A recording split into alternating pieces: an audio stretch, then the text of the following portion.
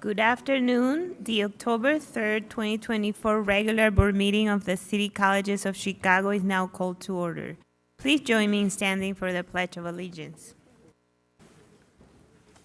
I pledge allegiance to the flag of the United States of America and to the republic for which stands one nation, under God, indivisible, with liberty and justice for all. Thank you. Will the Chief Advisor please call the roll? Thank you, yes.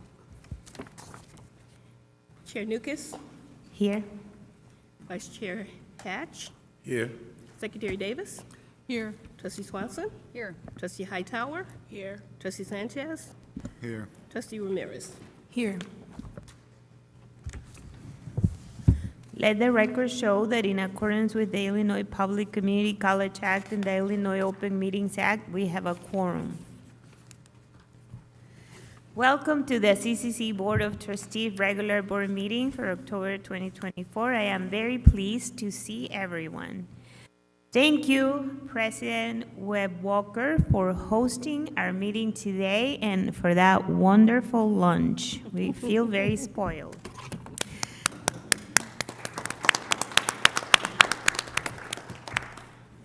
As we begin the month of October, I hope that everyone is looking forward to the fall season. October is the start of Breast Cancer Awareness Month. I would like to express the importance of us being aware and informed of being screened. It is also the continuation and celebration of Hispanic Heritage Month. I would also like to thank the board members and acknowledge a successful Board of Trustees retreat, which was held at the Arturo Velázquez Institute, and thank everyone for their participation. Congratulations for a successful college fair at the Chicago Football Classics. The board would also like to acknowledge Chancellor Salgado and Kennedy King College student Joseph Wright for their participation in the Nation Level Up and Get Real webinar on retention. Also for the record, the FC4 president will not be attending the meeting today. However, the report will be entered into the record. That concludes my remarks. Student Trustee David Ramirez, please proceed with your report. Thank you. Good afternoon, everybody. So, we start with Section 1, Events and General Updates. Total number of events district-wide reported is 14. 6 student social events, 1 community event, 3 resource events, and 1 advocacy event. Section 2, Advocacy Goals and Highlights. So my goals for a trustee this academic year are to enhance student engagement and awareness around academic and mental health resources, boost awareness of DSGA and the student trustee position, encourage collaboration and engagement between the city college campuses, and start monthly trustee visits to each of the community college campuses, which fosters friendships, connections, and networking. For the current semester, the goal is to have City College SGAs continue to host the DSGA meetings and surveying all colleges on advocacy areas, including building a sense of community and leadership skills within DSGA. Completed goals are, we have just had our first DSGA meeting on Friday, September 27th, and there was an election. We have elected a vice chair and secretary for DSGA. Our vice chair is SGA President from Wilbur Wright, Natalie Romero, and our secretary is SGA President from Truman College, Mia, I forget her last name. Some highlights are the ICCB SAC met for the first time at Lakeland College in Montoon, Illinois on September 20th, which happened to fall on my birthday. Moving forward to announcements. I am pleased to inform you all that since we had our first ICCB SAC meeting, known as the Illinois Community College Board Student Advisory Committee, I have been voted in as the chair. It is a tremendous honor and privilege to now serve at the state level. Thank you. The Student Advisory Committee was established by the Illinois Community College Board, ICCB, in 1982 to represent the interests of community college students in Illinois, comprising of 48 members from 48 community colleges, typically student trustees or appointed representatives from each of the state's community colleges. The SAC reviews and advises on ICCB policies and addresses issues impacting the community college system. Each year, the Student Advisory Committee organizes Student Advocacy Day, which allows students to meet with members of the Illinois General Assembly to advocate for community colleges and their needs. Today, I would like to briefly talk about the power of advocacy and why it matters more than ever for us as students and for me as the new ICCB SAC chair.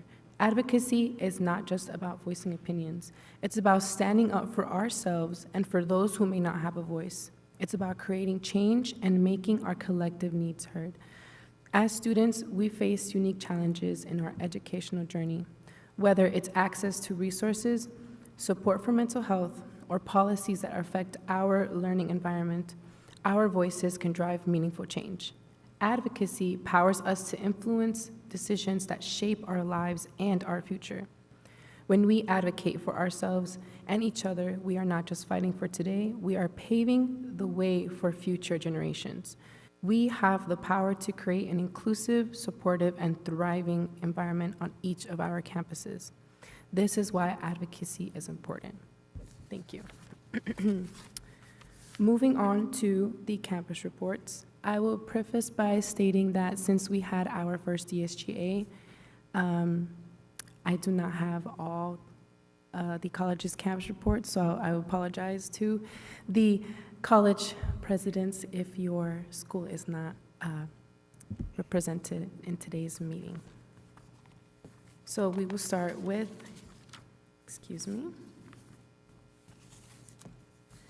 Malcolm X College. Total number of events, 12. 4 social student events, 1 community event, which was on September 18th, a Mercado Resource Fair, which is a community event to explore immigration resources and get free blood pressure checks, network with professionals, enjoying complimentary food, and winning exciting prizes. Malcolm X hosted 3 resource events, September 4th, September 16th, and September 18th. On September 16th, they hosted the Tour of Latin America, a tour of exhibits of different Latin American countries. On September 17th, the panel of Latin pioneers, the first-generation Latino leaders, shared their inspiring stories of resilience and success. For advocacy, on September 10th, they hosted a suicide prevention event, an event for suicide awareness and its prevention. Moving forward to Malcolm X's academic year goal is serving and building a connected student body to resources that will help them to succeed. Their current semester goal is to improve the student experience and foster a better sense of community. Their next semester planning includes Black History Month and Women's History Month. Moving on to Richard J. Daley College. Number of total events, 2. Student social, 2. On September 5th, there was a patio cookout in collaboration with SGA and a Rising Club Black Student Union.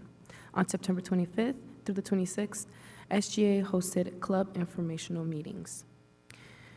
Their academic year goal is to foster a culture of inclusivity among students. Their current semester goal is student engagement.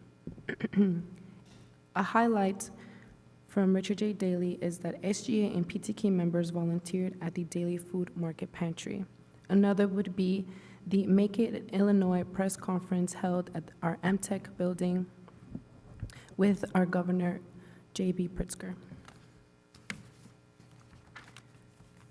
Announcements include pop-up job fair attire, which would be a college career development department in collaboration with SGA on October 9th, Mental Health Screening Day, which is collaboration with the Wellness Department on October 10th, the ratification of a new club, which would be later today, the Black Student Union, and the Hispanic Heritage Month closing celebration on October 15th.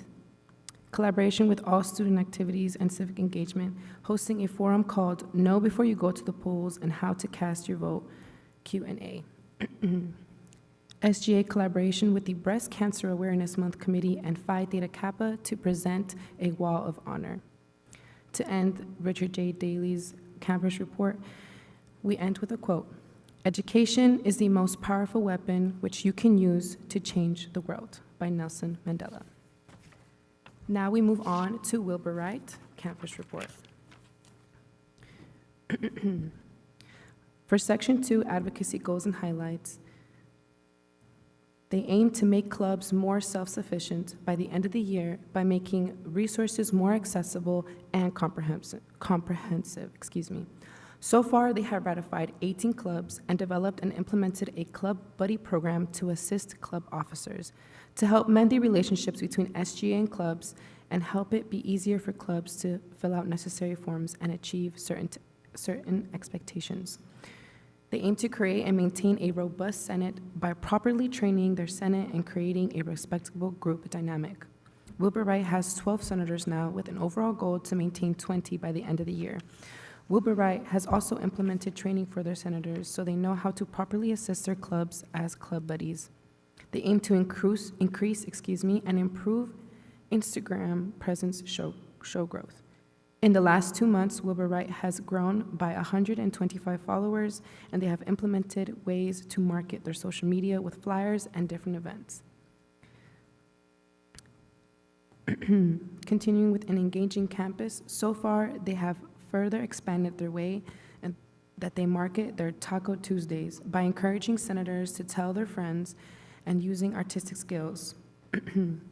They have had a change in venues 2 times now because of the amount of growth in attendance that they now have for every Taco Tuesday.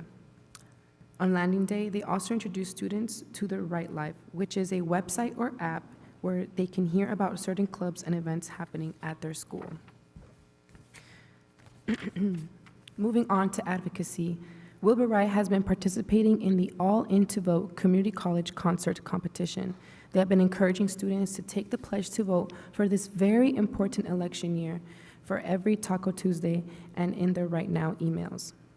They have partnered with an organization, the League of Women Voters, that promotes civic engagement on campus by coming to Wright and tabling and encouraging students to register to vote. This concludes my report. Thank you. Thank you, Student Trustee Ramirez. Chancellor Salgado, please proceed with your remarks. Yes, good afternoon. It's wonderful to be here with all of you, and especially here at the Great Hall at Kennedy King College. I do want to also add my thanks to President Katanya Webb-Walker for your hospitality, and if you don't mind just sharing a few additional words for us about Kennedy King, and anything you'd like to share with the board and all of us. Sure. Thank you, Chancellor Salgado. Greetings, members of the CCC Board of Trustees and distinguished guests, and I am very honored to welcome you to Kennedy King College today.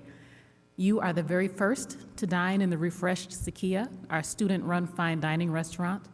This is an amazing opportunity for us to showcase the tremendous work of the Washburn Culinary and Hospitality Institute, one of our 2 centers of excellence. And I would also like to add at this time that we're positioning ourselves as a healthy hub in the community. So if you indulged in the sweet potato pie and the peach cobbler and everything else, we have a beautiful fitness center right across the street.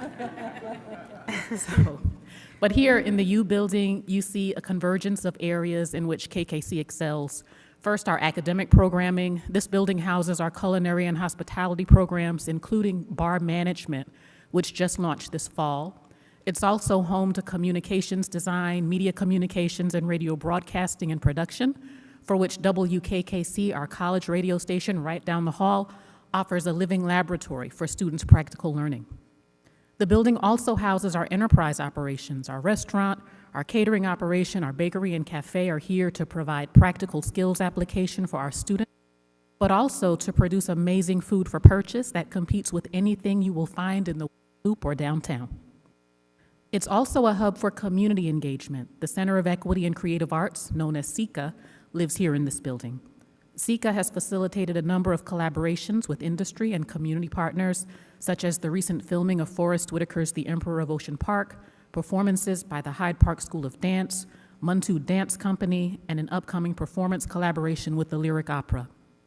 We rely on our community partners to bolster the success of our college by helping us to keep our finger on the pulse of how we can work synergistically together in service of our students and the greater public good. This building, one of 6, including Dawson Technical Institute in Bronzeville, is just a microcosm of the larger KKC operation, and I'm grateful to have such an incredibly talented team of faculty, staff, and students here, some of whom you've had an opportunity to meet today. We extend an open invitation to members of the board to visit us and to learn more about the college. Please know that our doors are always open.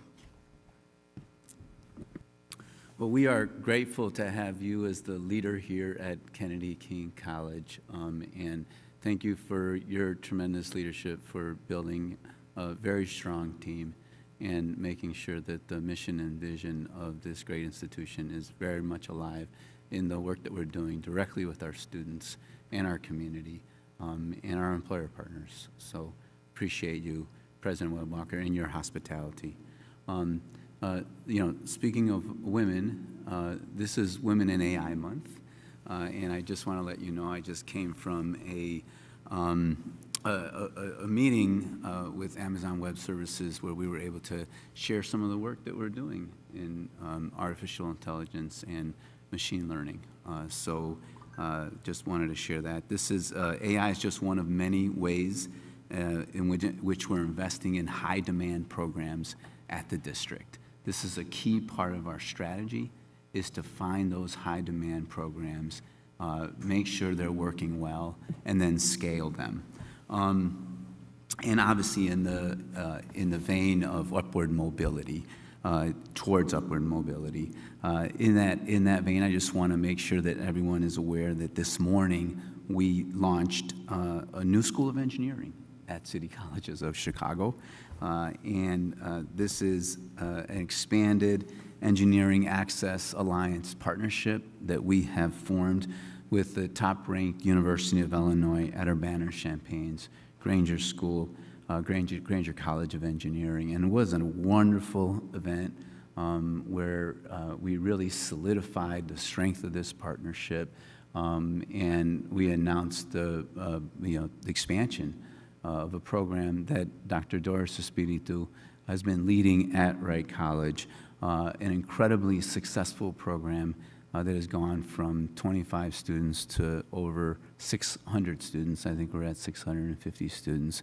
And we believe that we can grow this program substantially more by adding it to other colleges in the coming years. And so Truman College, Harold Washington College, and then in subsequent years, Daly College and Olive Harvey College will be a part of this School of Engineering.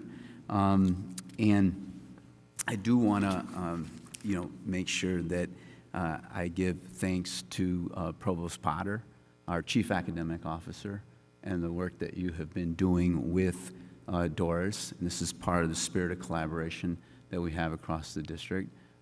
District working with college leadership to ensure that we can grow these programs and meet the needs of Chicagoans.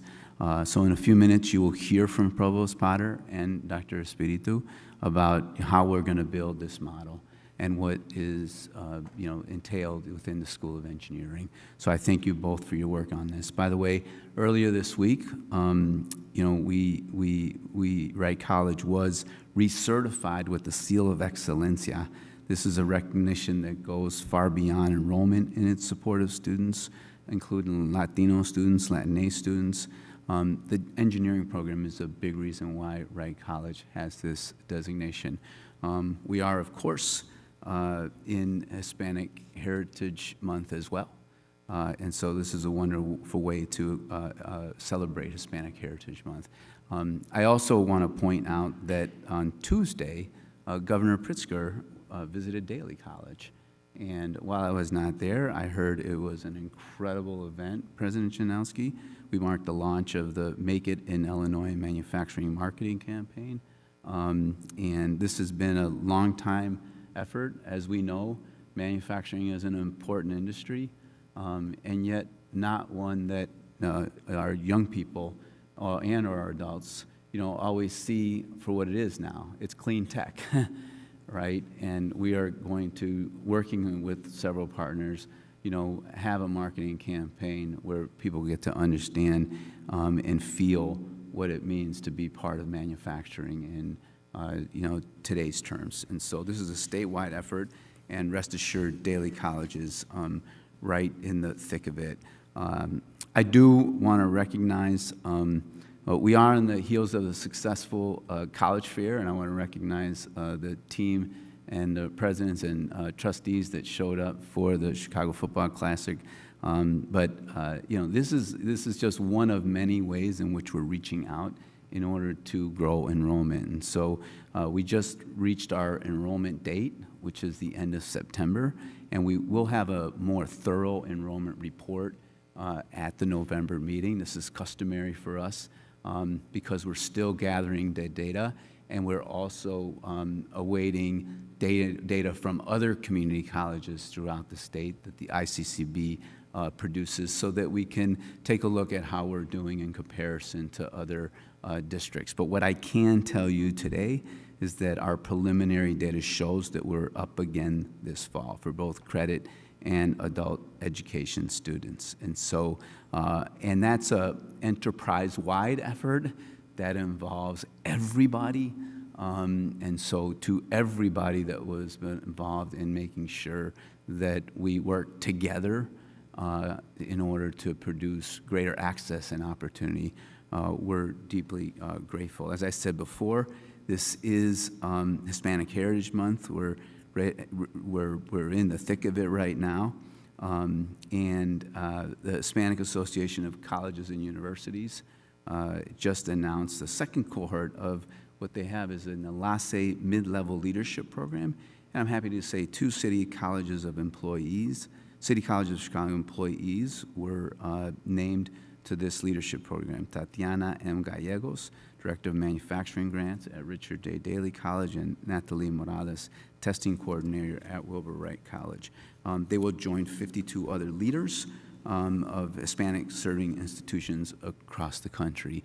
We are doing more and more investing in making sure that our leaders have opportunities to grow at City Colleges of Chicago all across the organization.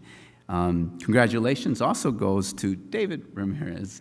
As you heard earlier, David is now taken on the additional responsibility of serving as chair of the Illinois Community College Board Student Advisory Committee. And we're so proud of you. We're so proud that you have stood up to not just represent your college, not just represent city colleges as a whole, but to now represent, community college students across the state. What a wonderful opportunity for you to continue to flourish and grow. So congratulations are in order. And another round of applause is in order, okay? So, David did mention our work during election season, which is really important. Participation matters. We've been engaged with the All-In Campus Democracy Challenge. In fact, the All-In Campus Democracy Challenge has recognized Harold Washington College, Harry S. Truman College, Kennedy King College, Olive Harvey College, and Richard J. Daly College for nonpartisan democratic engagement efforts that foster high levels of student voter engagement in the 2022 midterm elections. Each college received the Bronze Seal, reflecting a commitment to ensuring that nonpartisan democratic engagement is a defining feature of campus life. I guess I want to close by saying something I said today at the engineering announcement, because not only did we have representatives from the University of Illinois Urbana-Champaign. We have faculty, we had staff, we had presidents from the colleges that will be growing this program. But most of all, we had students and alumni that came back to be a part of this announcement, because they have tremendous pride in their engagement at City Colleges of Chicago. And we're seeing that all over. The level of pride in this institution is growing and will continue to grow as a result of our work. So I will conclude with a word of gratitude to everyone in the enterprise that is helping to produce successful students and to produce successful students that know that we have cared for them deeply and believe in the work that all 7 of our colleges have done to further their lives. So gratitude to everyone. Chair, that concludes my remarks. Thank you, Chancellor Salgado. As stated earlier, the FC4 president will not be attending the meeting today. However, the report will be entered into the record. Now, Provost Potter and Dr. Espiritu, please proceed with your presentation. I think you have to do public participation first. Is it public participation? Oh. She didn't leave it out. Thank you.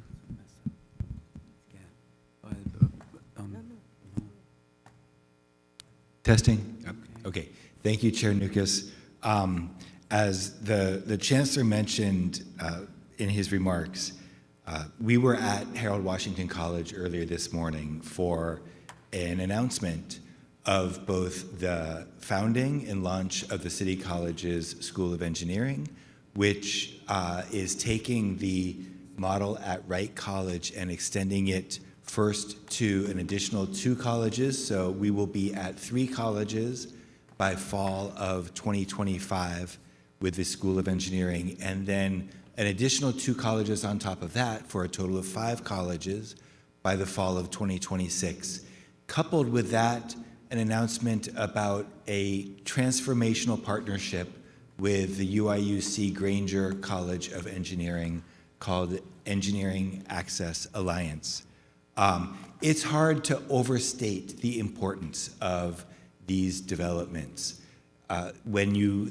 Doris will have a chance in just a moment to chart out for you the growth of the model at Wright College and the number of engineering students that have come through the program and gone on to fantastic things at our partner universities and then beyond. And we heard from one of those alumni this morning.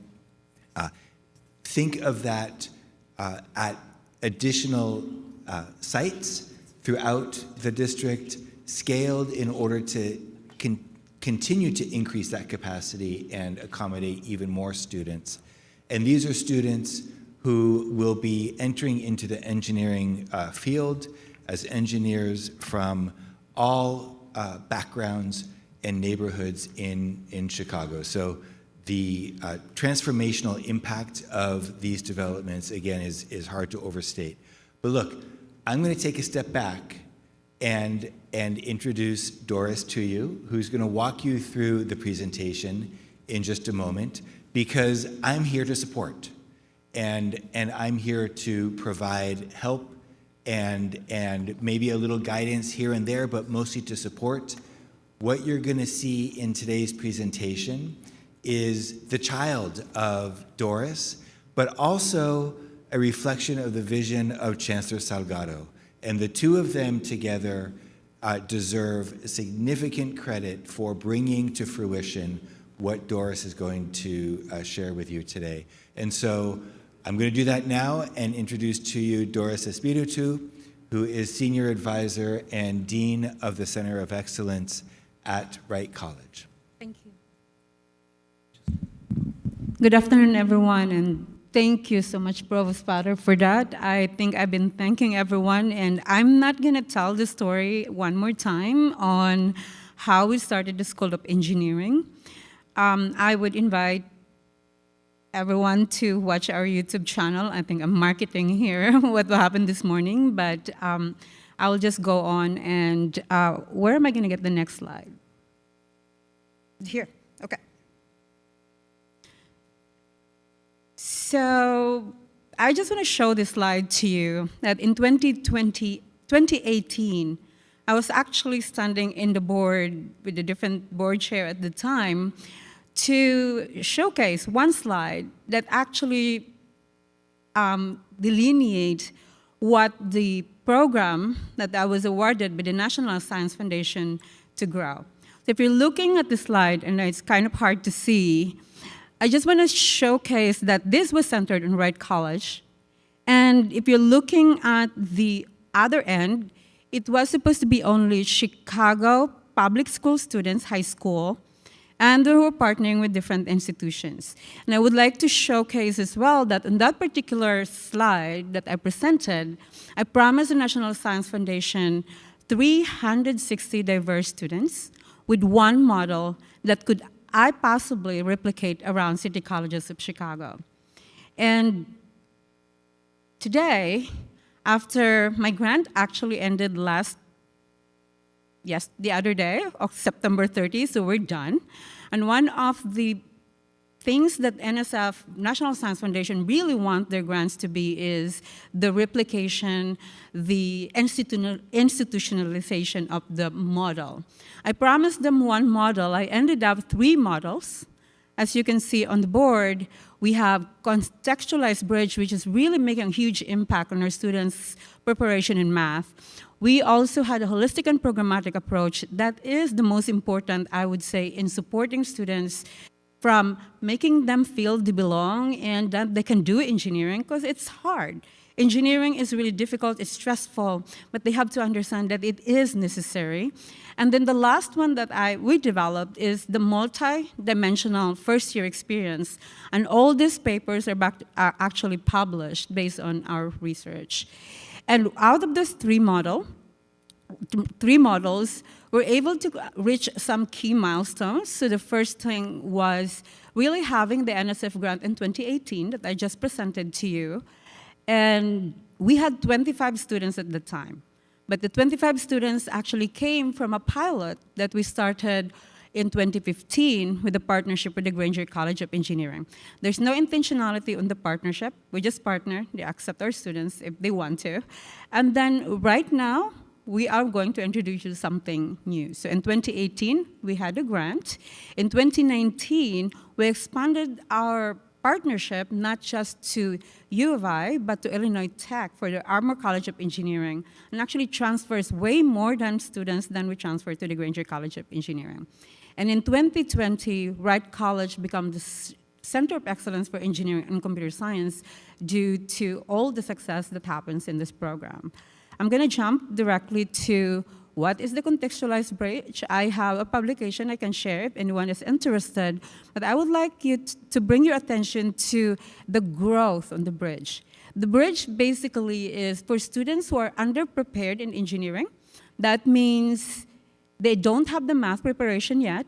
We provide them 6 weeks of really intense math and chemistry to understand that it is actually really hard. And I would like to showcase with you the growth of this program. I promised National Science Foundation 35 students, and if you can see now, this year we offered the 226 students. We are overachieving what we promised, and so that's why we can actually create the City Colleges of Chicago School of Engineering. I'm just going to showcase this graph. And wherever I go present, I always showcase this because we're using engineering and it is exponential. And the downside right now for the exponential growth, there should be no downside for exponential growth. This is enrollment, and our enrollment is growing not just because we keep on getting new students, but is retention. That is huge with our enrollment growth. We retain 93% of our students. Actually, we just run the data. We have fall-to-fall retention in some of our years that are 100%. 100% fall-to-fall retention. Okay, let's average it to around 93 to 96%. That's why our number is like that. But we're running out of capacity at Wright College, and I think it's time for us to open this opportunity to the entire city. Right now, we have 650 students, and we are actually on the wait list. We're the only community college program that has the wait list on this particular thing, and our transfer institution did not really limit our transfer. I think it's time. And that's why this morning we launched the City Colleges of Chicago School of Engineering, and together with that, we also launched the Engineering Access Alliance. So, I just mentioned that ahead of time of my slides. Last year as well, this year as well, before I'm going to go into the School of Engineering, for the very first time, we created, or the Engineering City Colleges of Chicago Alumni Association was also born. And that is really important because we need alumni who really own us as their institution. We cannot have alumni who just say, we finished at the Granger, we finished somewhere else, and then they forgot where they come from. And that's part of our teaching, that they have to pay it forward, and that was really evident by our alumni who come to the presentation or the launch today. It's been really an amazing journey, and so because of that, we launched and officially signed the City Colleges of Chicago School of Engineering. And with that launch, I know I dream big, and I'm sorry, Provost Potter, we dream big. We're going to dream big together. And I like also catchy numbers. So when I started it in 2018, I told National Science Foundation by the end of 2024, I will have 360 students. 360. As of today, we had 1,168 students. That's 3 times what I promised NSF. And those students, with our retention rate, is actually succeeding and transferring and graduating at engineering. And I'll show you the number with that. But because we dream big, and as a city colleges, if I was able to make it with 1 college, 5, 7 colleges, in 2030, I'm dreaming small. I'm hoping to have 20-30 associate in engineering graduate at Wright College transferring to all transfer institution by 2030. That's 6 years from now, we will have time, we have the model, and we will make it happen with all the college's support. So I'm just gonna give you a little bit of in addition to all our success with the enrollment, we transfer a lot of our students. We are a transfer program that have our students, our promise to our transfer institution, where our students really is, they will transfer to the transfer institution as 3rd year. And this is really important academically without losing credit. And I would like to appeal to everyone that we're gonna stay with that promise. Because that is the problem with community college sometimes. We promise, yay, we finish associate degree. Associate what? In what? That we don't actually get them the number of credits that they expect they do. And so with the engineering, we promise 3rd year, you're going 3rd year. You're not gonna go back to me and say, I only have 40 credits. Not on my watch, not on engineering, not on the School of Engineering. And so our transfer institution is growing. We just signed an agreement with the Engineering Access Alliance with the Granger College of Engineering, and they are top-notch. They're top in the country. And October 18, Michigan is going to come to Wright College. Michigan now, we have preferential admission to Michigan. And when big university compete for our students win, we win. And that's what I would like to keep, and keep the quality and keep the excellence. And with that, it's a really nice logo. We are co-branding. And the nice thing with the Engineering Access Alliance is really co-everything. They will co-recruit for us. That's how much they trust us. The moment the Granger number 5 in the country in engineering. I'm saying number 5 in the country in engineering. Recruit for the City Colleges of Chicago. We cannot fail them. We cannot fail our students. We are doing co-everything, including internships, including even concurrent enrollment admission, and I think that is something that speaks volume about the quality of the School of Engineering. And of course, I would like, what's our next step? We're gonna grow this in hoping all of the City Colleges of Chicago, if you're interested in doing this, but we will start with Truman and Harold Washington in the fall. We're starting our recruiting on October 17 for the cohort of fall 2025. I actually have some bifolds here, and you can go to our newly redesigned CCC edu/engineering.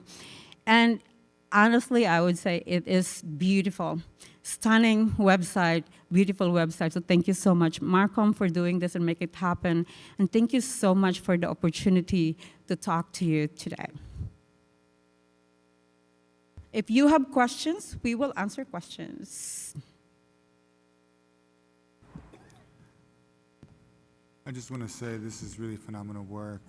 And just looking at the numbers, looking at what is the difference between completion and transfer rates when it comes to the program? So if you're gonna look at the transfer rate nowadays, so this is kind of the opposite because our transfer rate is higher than our graduation rate. Mm-hmm. And the reason for that, for the moment, the reason for that is we have this concurrent dual admission. But we require our students to do reverse transfer their credit. Okay. So it will be equal at the end. Mm-hmm. Right now, our completion rate is a little bit lower than our graduation rate and the transfer rate. And the reason for that is before 2021, before we modify our curriculum with Associate in Engineering Science, they could not graduate because they need courses that's not necessary. And as we promise our students, we're not losing any credit, so I don't allow my students to do that. So what we did in return is we changed the curriculum of the Associate in Engineering Science now so they can graduate. So all our students who will transfer will graduate. Some of them will be a little bit later because of the reverse transfer of the credits. Definitely. And I think that's phenomenal here because I think a lot of the times when we think about these programs, I think we also have to consider like the overall transfer rates of our community colleges. And if we're being very honest, I'm even trying to look at the numbers, like this is still higher rate compared to transfer rates when people are not part of this program. So I think that's something that we do need to celebrate. But I think one clarifying question for me is, and I really appreciate the breakdown acknowledging the difference and change in curriculum in 2021, to be very specific to wanting to get accreditation and not wanting to, I want to be very candid, wanting to waste students' times. Curious to hear what does then completion mean of the program? And maybe it's changed where completion does mean transfer, but what does completion specifically mean?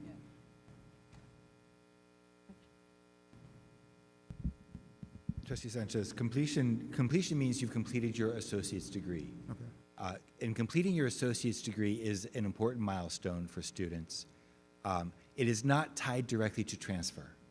And we know across city colleges, about half of our students who complete an associate's degree do go on to transfer. I'm talking broadly now, not just engineering. But completing an associate's degree is not required to transfer, and many of our students do make the choice to transfer prior to achieving their associate's degree. So it's a thing of value, this associate's degree, for sure, but a number of our students do make the choice to transfer, even prior to earning their degree. What Doris was describing was a situation where there were pathways that were slightly out of sync, where students needed to take certain courses in order to transfer without loss of credit, but those didn't line up with the courses that were required to graduate. So that's been rectified now, and in some cases it means that the courses that the students take at the four-year university can transfer back to city colleges to complete that degree, and so students end up with completion, end up with a degree, even after they have transferred. Phenomenal. No, definitely appreciate the clarification. And as mentioned, like even thinking about this generally across the board, 50% is of transfer rate, but even looking at the numbers now of transfer rates, it's much higher than the 50%. So regardless of just achieving associate's degree, the transfer rates for me are very impressive that they're even higher than broadly in the CCC system. So thank you. Yeah, and to clarify, I would just say that both the completion and the transfer rates in the Center of Excellence for Engineering are higher than they are across the district. I'll give a hand for that. Yeah. I would like to add a little bit to it, though, and I know I was not supposed to say this, but based on the data that we just analyzed, the most important thing I would say is, and I can confidently say, that there is no transfer/completion gap between our Black students. As a matter of fact, our Black students transfer at a higher rate than the rest of the population. That, I would say, is the most important accomplishment that the program have done so far. So we accepted, so far we have 9% students coming in, and we have 16% of our students transfer. That means that all of the students who we accepted that are Black actually transferred. So that's why it's time now to expand this program Definitely. across. I really appreciate you bringing it back to our original strategic plan of looking at addressing the inequality of transfer rates between Black students, Latina students, and also affluent students. So for me, again, want to just give you all a hand for really addressing the gaps that we've seen. And this is a program that we see actually excelling at addressing the goals that we've had of, again, addressing the inequality and the achievement gaps. So again, just want to give you all another hand because that's great to hear. Yeah, I agree with the questions and the context. And I'm particularly looking at the contextualized bridge slide that you have with the participants and the completers.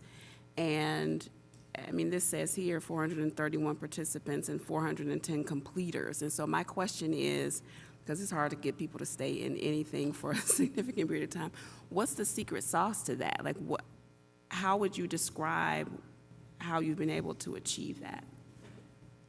So part of this, I would say, is belonging, self-efficacy, confidence. It's not even about the academics. How we develop that, the holistic and programmatic approach, where we actually tackle the financial barriers, the socio-economic barriers, the sociological barriers, the psychological barriers. Students can come to our office, and I work directly with students morning, day, and night. They can come to the office if they have questions. We have the entire college supporting our students. And that's what we're looking for, from wellness to leadership to everything, really. So financial aid, we as a team work together to make sure the students feel like they belong. I think it's really important, especially in engineering, that you feel like, oh, I actually belong here, especially for women. The multidimensional paper actually is an amazing paper. They would say women, to start with, doesn't feel that they're confident enough because women are underrepresented in engineering. Now, after this whole holistic and programmatic approach, they actually also, they feel they belong and they're confident that they can do it. And I forgot, I was just gonna add a woman in there because I'm a woman, but in addition to that, we also have enrollment of 23% of women without a gap, with higher achievement as well with regards to women in engineering. So, and that is way higher than the country, which is 16%. Well, congratulations to you and to the students.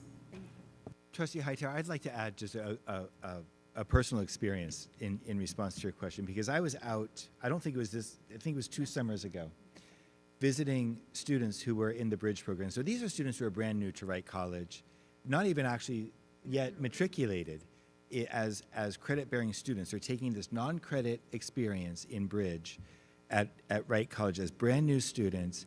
And I was amazed at the sense of community that I saw among those students who were, again, brand new to this experience.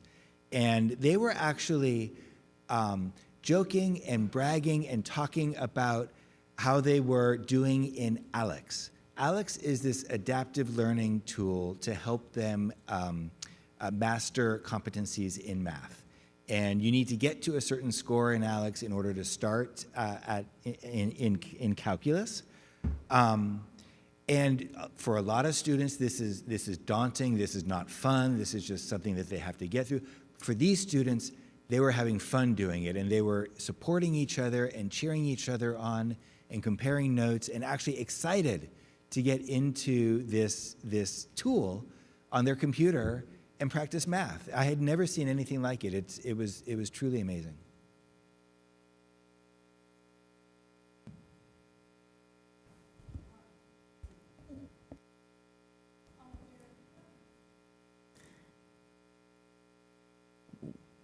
Are there any other questions from our board? Well, thank you so much, Provost Potter and Dr. Espiritu. That was an amazing presentation. We're super excited about what's currently happening and about your future plans as well. Thanks. Thank you. We have 6 requests for public participation today. When your name is called, please proceed to the podium where you will have up to 3 minutes to make remarks on the subject that you indicated in your communication to the board office. The chief advisor will notify you when you've used the 3 minutes of your time, and we ask that you kindly bring your remarks to a close. As you register, you were reminded of our procedures with regards to the nature of your comments, and I would ask you to respect and adhere to that direction and the time requirement. Chief advisor, please proceed with the speakers. Khalil Benadana.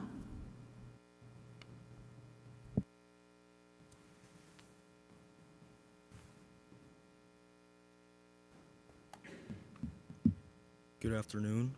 I'm Khalil, a sophomore engineering student at Richard Daley, and I'm here to address the board with a concern that impacts not only engineering students at Daley, but also engineering students at Malcolm X, Kennedy King, Olive Harvey, Truman, and Harold Washington colleges.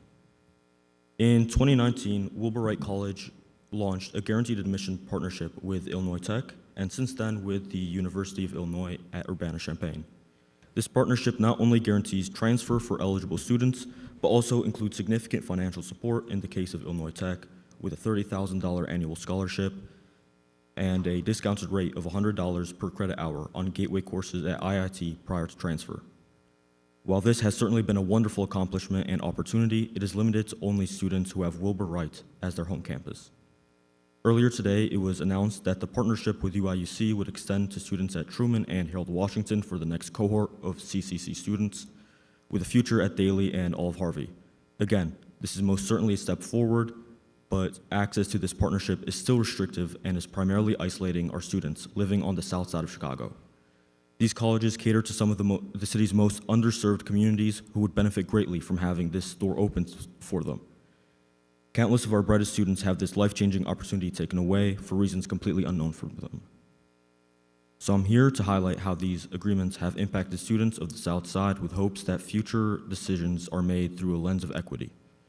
Some students have made the long commute to Wright while others simply cannot or are unaware of the differences in opportunity. Exclusive agreements in any discipline should not be made with any colleges, as this has a real impact on people and leaves our students behind. I urge the district to think carefully about future decisions to avoid a continuation of our city's ugly past of redlining and institutional discrimination. Thank you.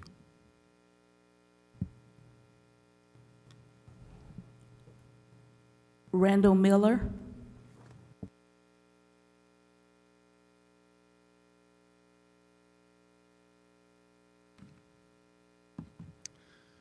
Good afternoon. My name is Randy Miller, an adjunct member at City Colleges and co-lead negotiator for CCC LOC, the union that represents adjunct faculty, part-time librarians, and vocational lecturers. In our next collective bargaining agreement, CLOC members are seeking salary increases that will bring us closer to pay equity with our full-time faculty colleagues, specifically those who are just starting out their careers. Based on CCC's own financial reporting, The union is confident that City Colleges can pay for the raises our members are seeking using its existing resources and without the need to raise additional revenue by holding more money in the fund used for salaries and student services and transferring less of that money into the fund used for deferred maintenance projects as it has done for the last 3 fiscal years. The bargaining team would like me to present the board with copies of a letter that outlines how our members can be paid equitable wages and CCC can meet its financial goals. I'd like to provide each board member a copy of that letter today, which I have with me. Adjunct faculty teach the same courses as full-time faculty. We teach the same students. We work in the same classrooms, workshops, and libraries. Student expectations, learning outcomes, and accreditation standards are all the same. But whereas a full-time faculty member can earn up as much as $130,000 per year, the highest paid adjuncts with decades of experience earn less than $30,000, even though we can teach up to 80% of a full-time load. $58,000 per year is the starting rate for full-time faculty with a master's degree who are just beginning their work at City Colleges. And so adjuncts should be eligible to earn up to 80% of that figure, or at least $46,400 for teaching an 80% course load. Since adjuncts are paid by the contact hour, $1,933 should be the minimum amount per contact hour paid to our members. That is what the union is proposing, no less than $1,933 per contact hour. Instruction is instruction, and pay should be pay. That's because of the value we give to the students at City Colleges. Our students need us. They do not ask us about our employee status when they enter our classrooms. They come to City Colleges for our knowledge. They pay their tuition to learn from our expertise, and they succeed from our experience. And despite the uncertainty of living as an adjunct, that's what we provide them year after year. Clearly, increasing the pay we are eligible to earn from under $30,000 to potentially $46,400 is a significant leap. However, decades of low wages have left our members hovering around the poverty line, many of us supplementing our incomes with government assistance. And given that our members teach more than 60% of credit-based classes at City Colleges, the institution simply cannot survive without adjuncts.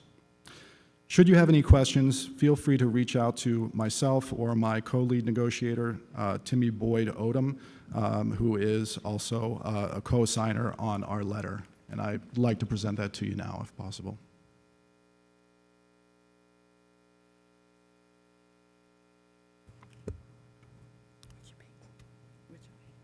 Thank you. Richard Payton.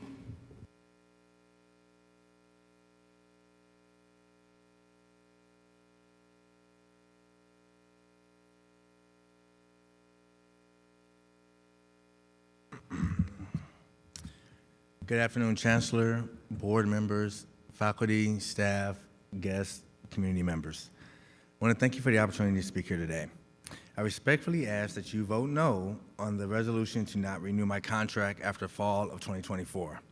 Since 2020, I have had the privilege of teaching at Malcolm X College, helping students deepen their understanding of community health work through experiential learning.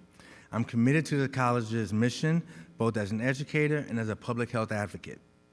As a non-traditional student myself, the first in my family to earn a higher education degree and someone impacted by the justice system, I relate to my students on a personal level. This shared experience has allowed me to connect with them and positively impact their success. It's why I was proud to become a full-time faculty member in the Community Health Worker Program. Throughout my time at MXC, I've contributed significantly. I've taught bilingual courses at AVI, the Arturo Velasco Institute. I mentored CRSS instructors who are a part of a program that was recently renewed and has been continually growing and also has a waiting list. I developed an online course and I participated in, I created an online course, had the first open house for our experiential program. In the letter informing me of the college's decision, of which I forwarded to the board ahead of time with a response, in the letter informing me, my contract's now renewal, it was stated that my reflections were inadequate. However, my assignments were graded with scores of 90% or higher, or one that remains ungraded. I also was told that my portfolio was incomplete and insufficiently reflective, yet I consistently received feedback that my submissions were acceptable and even exemplary. Importantly, I was not notified that I was at risk of not progressing forward during the tenure process, contrary to assurances made to all tenure-track faculty and repeated over by the program. I respectfully request again that the board vote no on my contract's non-renewal. I am passionate about working with our students, and I believe I have much more to contribute to the program, to our college, to the institution as a whole. Thank you for your time and consideration.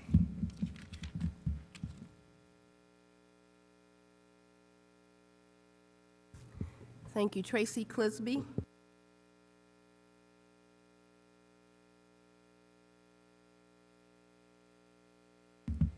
Hello. Thank you to the Chancellor, Provost, esteemed Board of Trustee members, distinguished college presidents for the opportunity to speak today.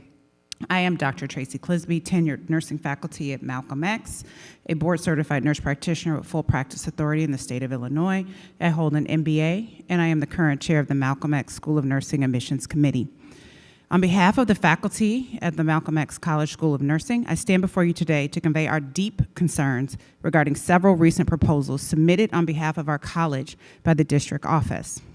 These proposals include significant changes to our nursing program and were submitted without the knowledge, consent, or involvement of our faculty, our college administration, and there are 4 proposals included: a patient care technician to associate's degree apprenticeship project, Good Jobs U Chicago Medicine for a nursing support assistant training plan, Good Jobs Lurie Children's Basic Nursing Assistant Training Plan, and Good Jobs Rush Incumbent Worker ADN Training Plan. I'm here today to more specifically address a proposal between Rush Hospital and the City Colleges of Chicago. The agreement presented to faculty on 8/20/24 was between Rush and Malcolm X for training incumbent patient care tech workers at Rush to become an RN through our ADN training program at Malcolm X. A meeting was held with the provost and nursing faculty on 8/20 as well to discuss the role of nursing in the implementation and execution of such pathway. Faculty were vehemently opposed to such a pathway for a number of reasons at this time. Unbeknownst to all in the meeting, the agreement had been signed and executed 4 days prior to the meeting. It was executed on 8/16/2024 without input or support from nursing, especially nursing faculty, given the shared governance model in use by city colleges. Things that specifically concern the faculty were lack of faculty involvement, which undermines our role as subject matter experts, unauthorized use of our administrators' names in execution and perceived support of the proposal pathways, and disregard for our accreditation requirements. In researching the grant funding from Good Jobs Chicago for the Rush MXC pathway, which has been facilitated by Chicagoland Healthcare Workforce Collaborative Agreement, this pathway is not in any way a partnership. It is a losing proposition for the School of Nursing and MXC as a whole. The proposal encompasses enrolling patient care technicians with a variety of background, including CNAs, emergency medical technicians, and medical assistants to have direct entry into the rigorous and highly competitive Malcolm X School of Nursing ADN program. Students not following the traditional pathway for our current students and applicants. The students included in the proposal were 13 incumbent Rush workers in a PCT role. As of today, we currently have 444 ADN applicants for our spring 2025 seats, excluding this cohort. One student in the proposed cohort from Rush has already applied on their own merits and accord and has been accepted into our current semester of fall 2024. 2 additional cohort members have applied for our spring 2025 cohort, but so far are ineligible for admission based on our current admission criteria. Let me outline some key issues here for you. Number 1, Rush, saying they partner with us, has hired 1 student out of our entire 2023 cohort. That we had approximately 170 graduates in 2023. That equates to a hire rate of less than 0.5%. If Rush hires less than 1 graduate and they move this cohort through, they won't have any room to hire any additional MXC graduates along with this cohort that they're proposing. Number two, 9 of the proposed 11 remaining students have yet to even apply to the program, not to mention even qualify to apply to our highly competitive program. Given 6 out of the minimum 21 needed clinical sites, which we rely on as a program to train our students, this cohort would take away from our ability to place students at clinical site, including the need for additional faculty and the fact that Rush wants their cohorts at their hospital. They want their students at their hospital. That takes away from our current students. This pathway would also violate our ASIN accreditation, which is the reason we are a school of nursing and our students can sit for the board, the NCLEX exam, and become a registered nurse. If we move forward with this cohort as is, we will violate our accreditation in 5 different ways, risking losing our accreditation. This would mean that 170 plus students would lose their ability to sit for the RN NCLEX exam and obtain licensure in the state of Illinois, only for the benefit of these 11 students who have yet to still be eligible under our current admission pathway. Losing accreditation for the MXC program would mean losing the program in the city of Chicago that has the top NCLEX passing rates as of now. That would be a loss to the entire healthcare community along with our college community. This agreement would also necessitate hiring additional faculty to accommodate the 11 students. Currently, us full-time faculty are at about 70% of us doing mandatory overtime. The only benefit is for Rush to have more RNs at the detriment of our current matriculating students. Thank you. Your time is expired.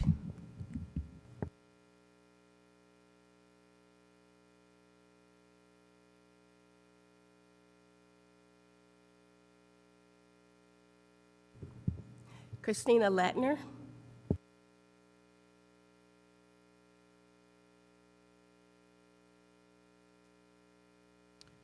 Good afternoon, Board of Trustees. I give gratitude for the opportunity to speak to you all today in representation of nursing faculty at Malcolm X School of Nursing. I am a tenured faculty member, doctoral prepared nurse educator, dual certified nurse practitioner in adult geriatrics and adult nurse practitioner. Prior to coming to Malcolm X, I worked at 4-year institutions where I met the academic needs of BSN students, MSN students, postmasters, APN students, and DNPs. Here at Malcolm X, I chair the Nursing Curriculum Committee, co-chair nursing admissions, and also a faculty advisor for PTK. This short introduction into my background, I hope, stands in acknowledgement of not only my experience in nursing education, but a testament to academic commitment and the nursing profession. As spoken by my colleague, the Good Jobs Rush Incumbent Worker ADN Training Plan is a large issue for our program as it stands. Our ASIN accreditation is predicted on a clear framework that mandates faculty involvement in all curriculum decisions and programmatic changes. However, district office has moved forward with these proposals that bypass that critical requirement. I would like for the board to know that we are currently, as of today, 158 days out from our accreditation site visit, which is to happen March 11th through the 13th, 2025. We cannot overstate the importance of maintaining our accreditation for 170 nursing students that are currently matriculating through our program. This lack of faculty involvement, use of our administrators' names on proposals, and the disregard for our accreditation requirements pose an issue to our program and our current students. As Dr. Clisby has mentioned, 444 students are currently waiting to be admitted into our program for spring 2025 with only 92 seats available. These students are currently going through the process of meeting our rigorous admission requirement. So to accept students under a proposed pathway that do not is detrimental to our program. Additionally, any new pathways, training plans, or significant modifications to the ADN program without faculty oversight can be construed as a substantive change by ASIN, and it requires pre-approval. Failure to adherence of these requirements could trigger an unplanned accreditation review and potentially result in sanctions to the loss of our accreditation. At this time, we are asking for the Board of Trustees to respectfully urge to take the following actions. Halt the implementation of the proposals, particularly the Good Jobs Rush Incumbent Worker ADN training. Temporarily suspending these implementations of these proposals until a thorough review can be conducted with full faculty involvement will ensure that we comply with our ACEN standards and our institutional policies. We would also like to reaffirm the role of nursing faculty as curriculum managers and subject matter experts. As I have listed all of my credentials before you, it is very clear that we are the subject experts in the path in which we teach. Therefore, all of our decisions regarding curriculum development and changes, our expertise and leadership are essential in maintaining quality and integrity for our nursing programs. We would like to allow our nursing administrators and our college administrators to work with the nursing faculty to move this initiation forward. As I also sit as the chair of the Diversity, Equity, and Inclusion Board for the Organization of Associate Degree Nursing, we work very hard with me at the board to make sure that we properly impose our DEI standards into our curriculum. Thank you. Your Therefore, time has expired. thank you very much. Thank you. George Rambanis. That is our last speaker.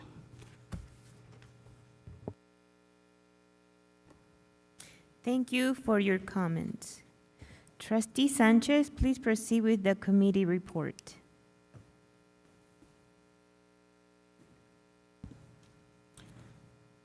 Thank you, Chair.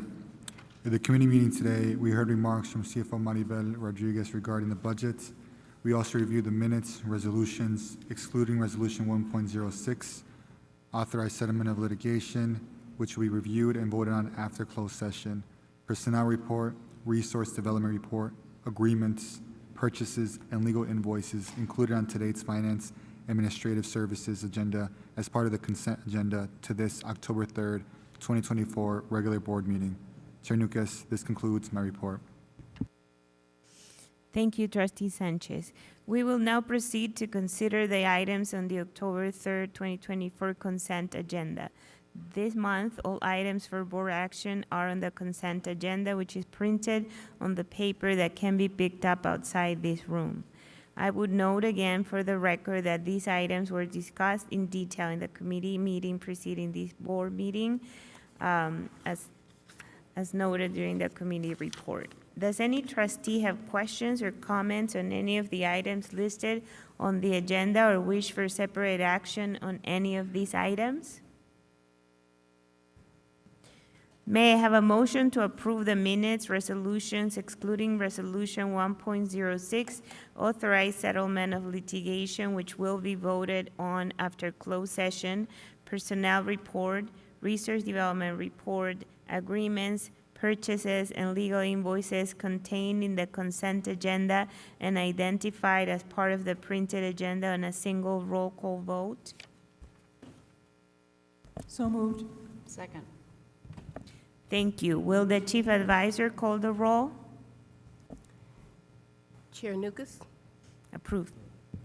Vice Chair Hatch, Approved.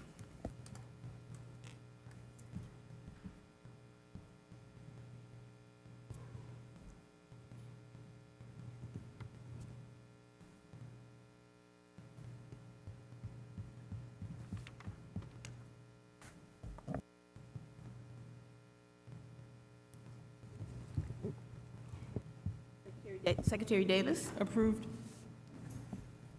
Trustee Swanson, Approved. Trustee Hightower, Approve. Trustee Sanchez, Abstain. Trustee Ramirez, Approved. and just one moment, Chair.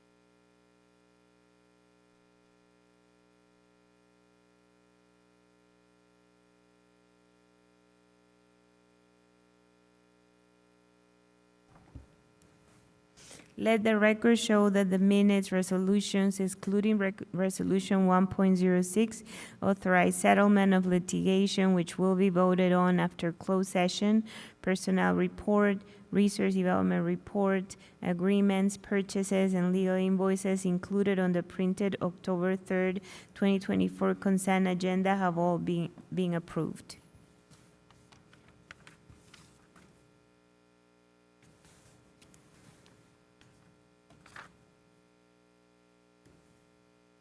Now, and in accordance with the Illinois Open Meetings Act, the board may hold a closed session for the discussion of matters related to a number of specified topics. Today's closed session will be for the discussion of matters related to the appointment, employment, compensation, discipline, performance, or dismissal of specific employees of the public body or legal counsel for the public body. Collective negotiating matters between the public body and its employees or their representatives, or deliberations concerning salary schedules for one or more classes of employees. Litigation, when an action against, affecting, or on behalf of the particular public body has been filed and is pending before a court or administrative tribunal, or when the public body finds that an action is probable or imminent, in which case the basis for the findings shall be recorded and entered into the minutes of the closed meeting. May I have a motion to go into a closed session with a roll call vote? Motion. Second. Will the chief advisor please call the roll? Chair Nukas? Approved. Vice Chair Hatch? Approved. Secretary Davis? Approved. Trustee Swanson? Approved. Trustee Hightower? Approved. Trustee Sanchez? Approved. Trustee Ramirez? Approved. Let the record show that the closed session motion has been approved. We will reconvene after the session.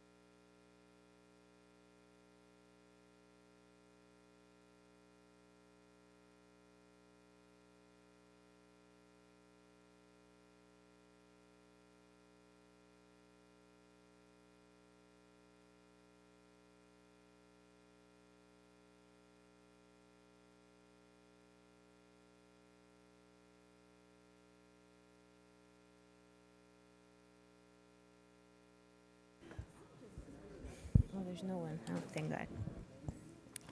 The October 3rd, 2024 regular board meeting is now reconvened. There was action taken during closed session which requires action in open session. May I have a motion to approve Resolution 1.06, authorize settlement of litigation, Marion Berry, which was discussed in closed session? So moved. Second.